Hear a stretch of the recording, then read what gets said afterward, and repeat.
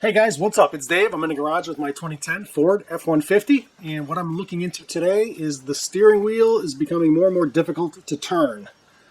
You know, it's not my daily driver. It sits for several days at a time. I'll take it out, I'll notice it, I'll forget to look into it. So the other day, when I went to pull out into traffic to take a sharp right turn, I turned the wheel like a turn and a half, and I noticed when I was turning it quickly that it was tough to turn, and then there would be spots where it turned easy, and then it went back to being tough to turn. And as soon as I noticed that, I thought to myself, that feels like a universal joint that's maybe binding up or something. The truck doesn't exhibit any noises from the power steering. The power steering fluid level is fine. The serpentine belt is fine. Other than just being difficult to turn, and the other day I noticed that there were points where it was easy to turn, I thought to myself, that sounds like a universal joint. And I bet if I popped the hood on this thing and looked underneath there, I was going to find some kind of a universal joint in the steering column somewhere. So I'm in the garage, got the hood up. Let's take a peek and see what we find. Okay, here we go. Hood's up. I'm looking over here on the driver's side, obviously. And I can see there's the steering column. And right there, staring me in the face, is a universal joint. And it doesn't look like it's in very good condition. And if I look further, let me get some light down here if I can. If I look further, there's a second universal joint. So I got two universal joints, and I'm certain that those things are binding up and they're in rough shape. So it looks like I need to replace this intermediate steering shaft, perhaps it might be called, I don't know, but I gotta remove it, and it looks like we've got a bolt right there to loosen, and that should come off. And it's kind of tight down there, but there should be a similar bolt down there to remove and pop that end off, and then maybe just replace this center section. So that's the plan.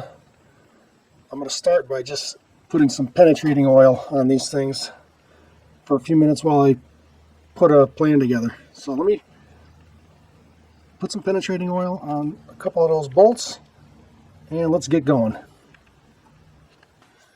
Alright, so I pulled the snorkel off, the intake snorkel off, just to get better access to it and maybe make a better video of it. And I'm just going to shoot the two bolts that I need to remove, that one and another one below. I'm just going to shoot it with some penetrating oil, just to help break it loose. I think it will come apart no problem anyway, but I always like to do whatever I can do to help ahead of time. So, shoot them both with a little penetrating oil. Alright, so here's my initial plan on how to get this thing out of here. We've got this upper universal joint. This is pretty easy. You got all kinds of room here.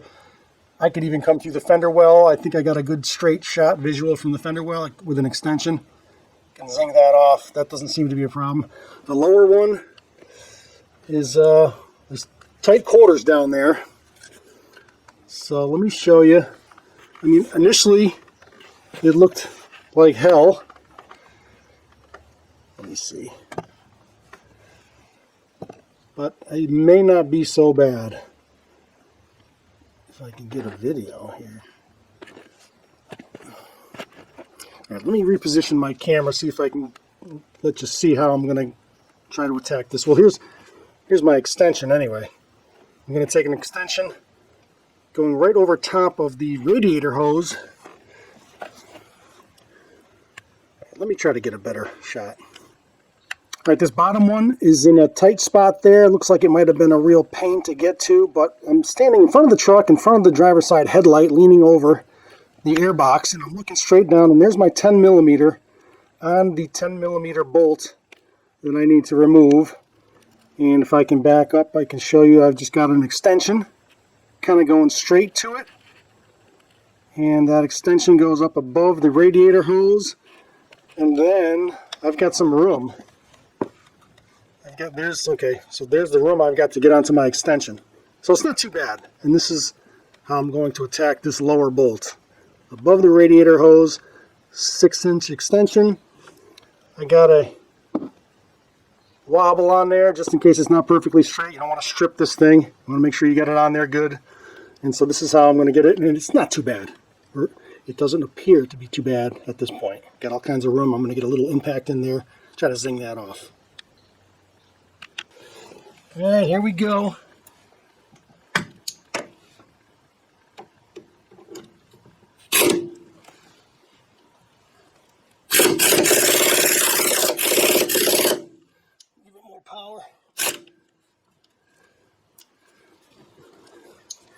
Make sure I'm on there.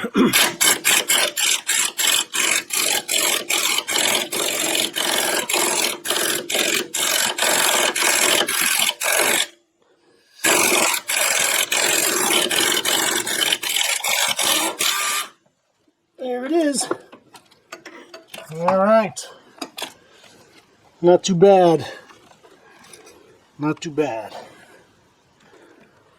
And that bolt has to come all the way out. So let's reach in here. And we get the bolt out.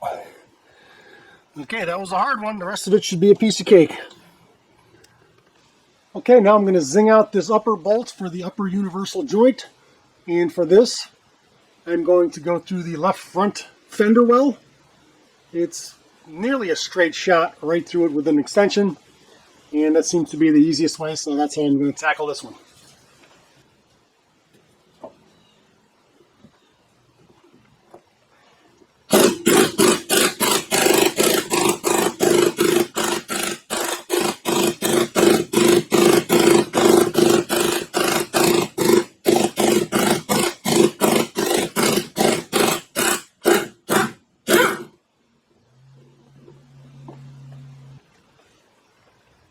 And there we go. That was pretty easy. So now we have to get this intermediate shaft off. I'm sure it's probably rusted to these shafts. So let's figure out how to get these things off. Hopefully they'll just tap off, but we'll see. Okay, that wasn't too bad coming through the fender well. And now the next step is to separate this thing and remove it from the vehicle. I'm going to have to tap this thing off. Hopefully it's not too rusted and corroded in place, and perhaps some tapping with a hammer will just remove it. Let's find out. Okay, first things first, I'm just going to try tapping it with a hammer and see if it'll come right off.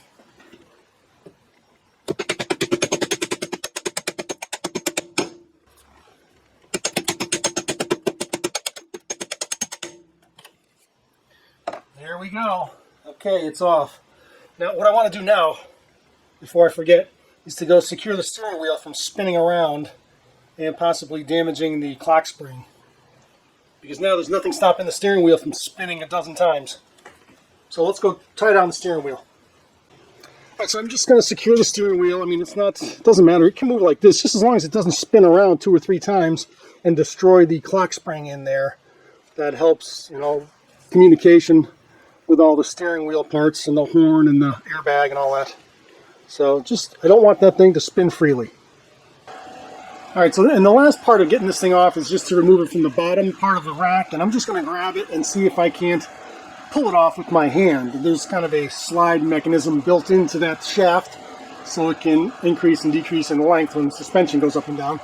We'll just see if I can pull that thing, and almost like maybe a slide hammer or something. It may just pull right off. That would be awesome. If not, we'll have to come up with plan B, but let's just try the simple, easy thing first.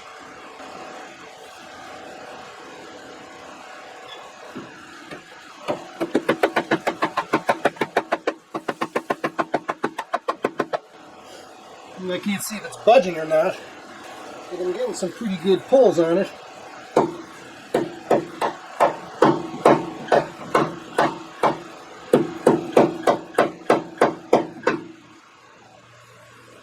It may take a little more than that.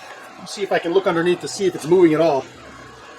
I can see underneath there, it doesn't look like it's budged at all, so I'm just going to it looks like I can get like a straight shot with a long punch and see if I can't tap it up there with the hammer and see if I can't tap it off. So I can't bring you down there, there's no room, but you can stay up here and listen and see how things go.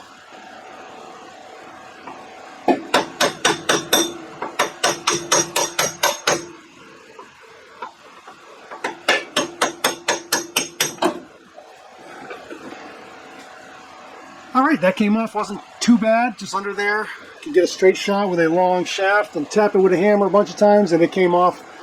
No big deal. So now it's off.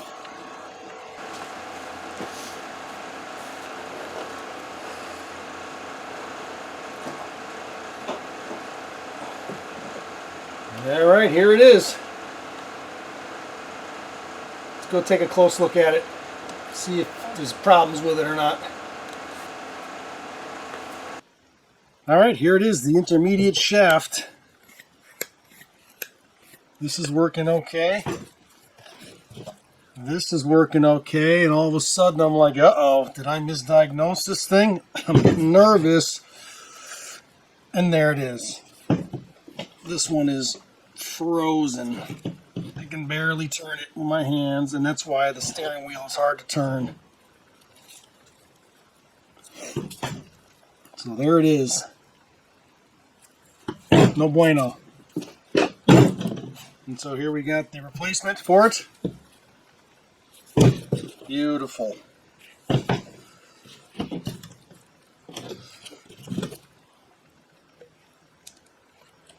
Alright, so let's go install this into the vehicle.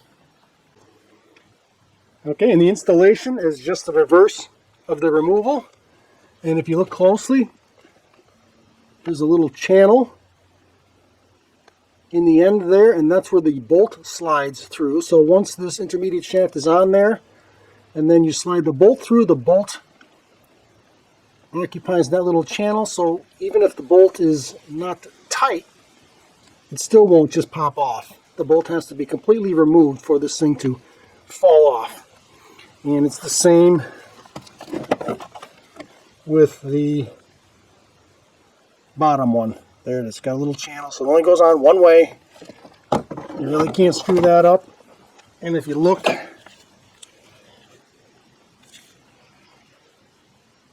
the bolt occupies a little bit of that channel, so the bolt is in there and slides into the channel that's cut in the shaft. So just put it on the same way you took it off, which I will do now, and then we will tighten it down. Alright, let's see if we can just put this back in place easily, or is this going to be a big problem?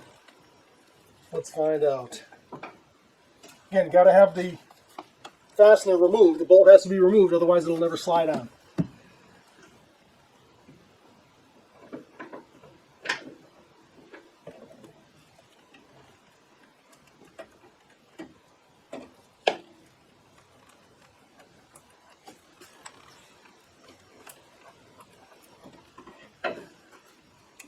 Tough to see.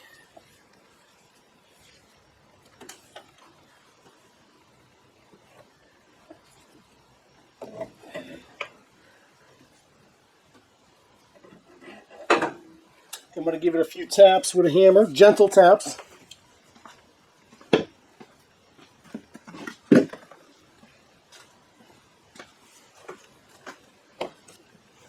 Can't get this thing going.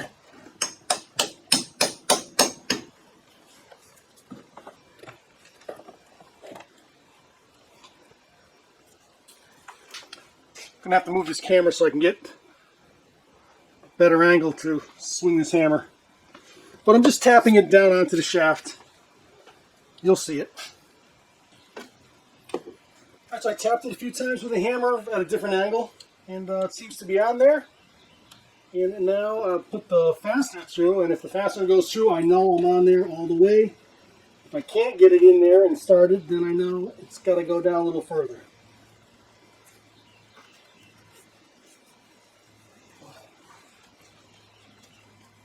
Okay, got the bottom one attached with the bolt through it loosely, and now I'm just going to attach this upper one and slide the bolt through and get it started. Almost.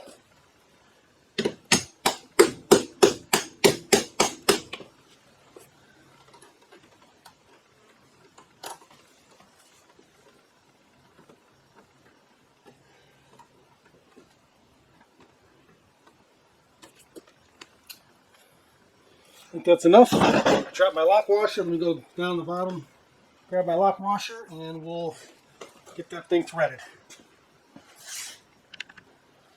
Alright, both bolts are in, they're started, and now we do the final torquing. Alright, now I'll tighten up the top coupler.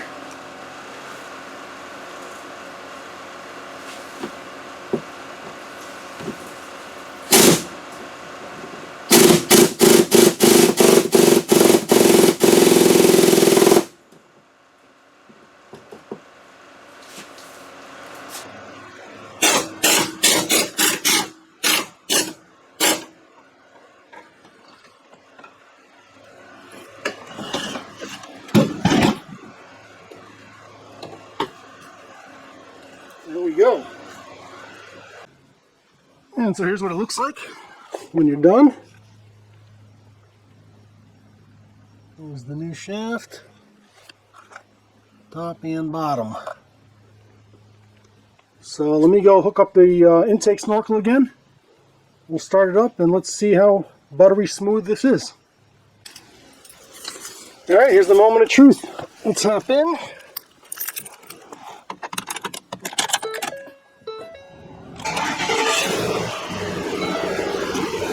Start her up.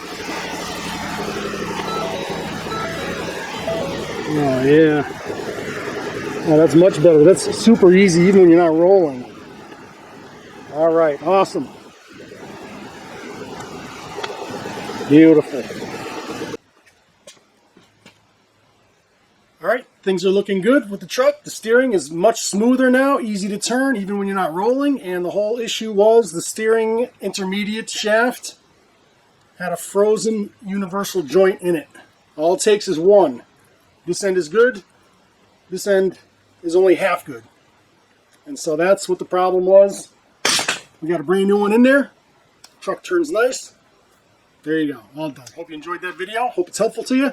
If you're having a problem with the steering, try not to jump and start replacing pumps and racks. Take a look at some obvious things first. And it was apparent to me when I turned the wheel really quick and it had some areas where it turned easy and then bound up and then easy and bound up. So it's a good indication of, bad universal joints. So there you go. Hope you enjoyed that. If so, please consider subscribing to the channel. And until next time, thanks for watching.